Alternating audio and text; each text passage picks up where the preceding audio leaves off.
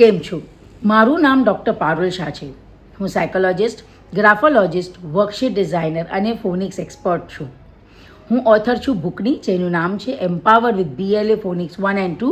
બંને અવેલેબલ છે એમેઝોન પર અને ફ્લિપકાર્ટ પર. હું અર્લી એજ્યુકેશન એમ્પાવરમેન્ટ કોચ પણ છું. હું હેલ્પ કરું વુમનને તાકે પોતાનું કરિયર ટીચિંગમાં ચાલુ કરી શકે, પોતાના ઘરના કમ્ફર્ટ લેવલ પર. આજે આપણે વાત કરીશું કે ઇંગ્લિશ એઝ અ હોલ કેમ શીખવાડવું જોઈએ. તો તમે જોયું હશે કે બાળકો સ્ટ્રગલ કરે છે ઇંગ્લિશ વાંચવામાં, લખવામાં. જ્યારે કે એમને આવડે બધું જ, રૂલ્સ બધા આવડે છે, પણ જ્યારે બોલવું હોય કે લખવું હોય તો એ હજી સ્ટ્રગલ કરે છે. એનું એ મતલબ નથી કે એ લોકોની કેપેસિટી નથી, એ લોકો સ્માર્ટ નથી કે બધું શીખી શકે, પણ જે રીતે એમને ઇંગ્લિશ શીખવાડ્યું છે એ રીઝન છે, એ પ્રોબ્લેમ છે. તો બાળકોને જ્યારે આપણે ઇંગ્લિશ કરાવીએ છીએ તો પહેલાં આપણે ફોનિક્સ કરાવીએ, પછી ગ્રામર કરાવીએ, તો આ ટુકડા ટુકડામાં શીખવાડીએ છીએ અને એ લોકો આને કનેક્ટ નથી કરી શકતા. સો as a teacher or as a mother તમે જોયું હશે કે બાળકો જ્યારે ભણવા ચાલુ કરે છે તો આપણે ફોનિક્સ શીખવાડીએ એ લોકોને.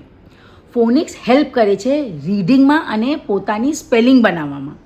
તો એ લોકો બહુ સારું રીડિંગ કરી શકે અગર ફોનિક્સ શીખેલું હોય તો, અને પોતાની સ્પેલિંગ બનાવી શકે. પણ પ્રોબ્લેમ્સ ક્યાં છે કે એક નોશન છે કે પ્રી પ્રાઇમરી એટલે ખાલી ફોનિક્સ કરાવવાનું અને પછી ફર્સ્ટ આવે એટલે ફોનિક્સ બંધ અને ગ્રામર કરાવવાનું.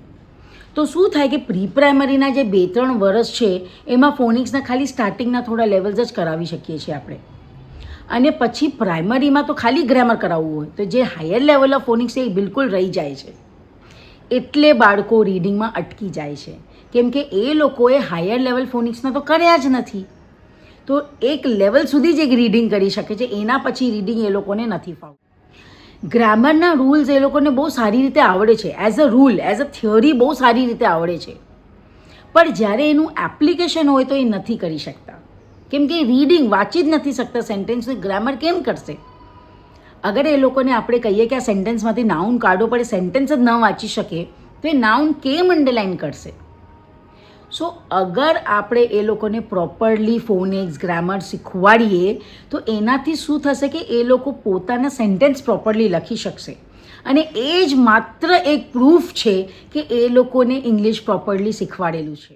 શું થાય કે જ્યારે પોતાના સેન્ટેન્સ બનાવે તો એ લોકોનું દેટ મીન્સ કે રીડિંગ બહુ સારું છે, વોકેબ્લરી બહુ સારી છે, ગ્રામર બહુ સારું છે. તો એ પ્રૂફ આપે આ બધાનું, કેમ કે જ્યારે એ રીડિંગ કરે ત્યારે એ નવા વર્ડ શીખે, સેન્ટેન્સ કેમ બનાવવાનું હોય એ શીખે, ગ્રામરના રૂલ્સ કેવી રીતે અપ્લાય થાય એ શીખે. તો રીડિંગથી આ બધું પણ શીખે છે. પણ અગર રીડિંગ જ નથી કરશે તો આ લિંક તૂટી જાય છે, અને આ બધા જે સ્કિલ્સ છે એ લોકોના ડેવલપ જ નથી થતા. તો તમને અગર લાગે છે કે બાળકો સ્ટ્રગલ કરે છે રીડિંગમાં, તો તમારે એ સમજવાનું છે કે પ્રોબ્લેમ બાળકમાં નથી, પ્રોબ્લેમ લિંક્સમાં છે, કનેક્શન નથી. કેમ કે બાળકને બધું ટુકડામાં શીખવાડેલું હોય. અમારા ઇંગ્લિશ એનરિચમેન્ટ પ્રોગ્રામમાં અમે phonics, grammar, creative writing, comprehension, vocabulary, spelling આ બધું એક સાથે શીખવાડીએ છીએ. તો અમે એવું બી નહીં કરીએ કે આ ક્લાસમાં ખાલી ફોનિક્સ કરાવશું, નેક્સ્ટ ક્લાસમાં ખાલી ગ્રામર કરાવશું, એવી રીતે પણ નથી કરાવતા. હર ક્લાસમાં બાળક એક ટોપિક ફોનિક્સનું શીખે, ગ્રામરનું, થોડું ક્રિએટિવ રાઇટિંગ કરે, થોડા નવા વર્ડ શીખે, બધું થોડું થોડું કરે.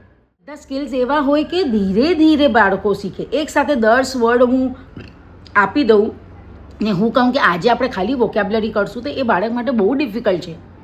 પણ હું રોજનું એક નવું વર્ડ એડ કરતી જાઉં તો બાળક એ વર્ડ પ્રોપરલી શીખશે, એની સ્પેલિંગ કેમ છે એ શીખશે, એને બોલવું કેમ છે એ શીખશે, એનાથી સેન્ટેન્સ બનાવશે.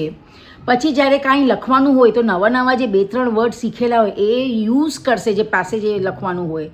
તો આ એકબીજાથી કનેક્ટેડ રહીને બાળકને એટલા વર્ડ્સ પ્રોપરલી આવી જાય, સેન્ટેન્સ પ્રોપરલી આવી જાય, ગ્રામર, કેમ કે જ્યારે સેન્ટેન્સ બનાવે છે તો પ્રોપર બનાવે છે કે નહીં, તો એમાં એનું ગ્રામર આવી જાય. તો આવી રીતે જ્યારે આપણે બાળકને શીખવાડીએ તો એને એ ચીજ પ્રોપરલી લર્ન થઈ જાય. સો હવે તમે શું યાદ રાખશો કે તમે અગર ચાહો છો કે બાળકને English properly structured વેમાં Kamli connected શીખવાડવાનું જરૂરી છે. તો અમારા સાથે કનેક્ટેડ રહો, અહીંયા તમે રહો, અમારી ચેનલને સબસ્ક્રાઈબ કરો, કેમ કે અમારા ઇંગ્લિશ એનરિચમેન્ટ પ્રોગ્રામમાં અમે આવી રીતે શીખવાડીએ છીએ. તો અગર તમે અમારા સાથે અહીંયા રહેશો તો તમે સ્ટેપ બાય સ્ટેપ શીખશો કે આ કેવી રીતે થાય અને આને કેવી રીતે કરાવવું જોઈએ. અગર તમને હજી માહિતી જોઈતી હોય તો પ્લીઝ નીચે કમેન્ટ કરો અને આ ચેનલને સબસ્ક્રાઈબ કરતાં ભૂલતા નહીં. અને યાદ રાખજો, બાળક ફેલ નથી થતું, પણ જે રીતે એને શીખવાડ્યું છે એને ફેલ કરે છે. સો જો તમે ચાહો છો કે ઇંગ્લિશ તમારા બાળક માટે વીક પોઈન્ટ ન હોય તો ઇંગ્લિશના બધા એલિમેન્ટ્સને સાથે કરાવો, એક નહીં. All the best.